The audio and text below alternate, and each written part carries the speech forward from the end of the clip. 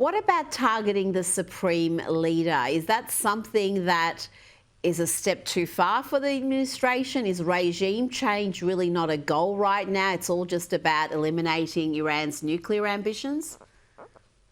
Rita, regime change actually absolutely needs to be the goal. If the mullahs stay in power, they are going to get back they'll reconstitute Hamas and Hezbollah, which have been devastated. A little time will go by and they'll start working on the nuclear weapons again.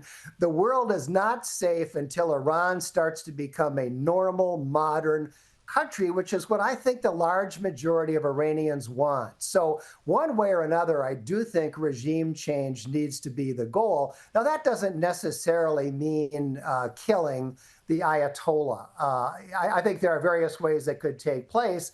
In the end, it's going to be up to the Iranian people, but I think we should do what we can to try to bring that about.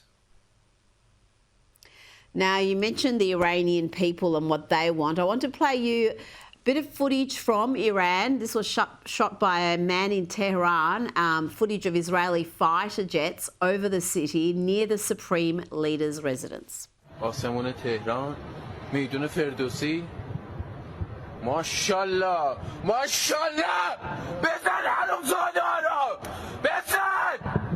I speak Persian and those translations are accurate. He was just pleading with them to strike, to hit the targets. Undoubtedly, there are many Iranians in Iran and those who've already fled who want to see the end of this regime, and they really don't care if it's Israel or the US that make it happen, John. Well, Rita, you're familiar with the concept of a preference cascade, where people have been oppressed and nobody can say what he really thinks, because if you do that, you might get shot. And then things start to change and things start to shift, and all of a sudden people start saying what they actually think. And once that begins to happen, things can change very, very fast. And we have seen regimes collapse virtually overnight. It turns out that they're much more fragile than people thought. And I'm hopeful that may happen in Iran, that the Iranians may find a way to rise up and get rid of this terrible regime.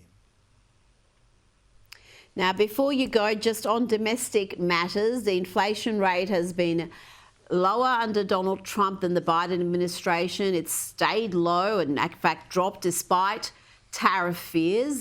Real wages are up slightly. The illegal immigration crisis is certainly over. How do you judge this second term compared to Donald Trump's first term?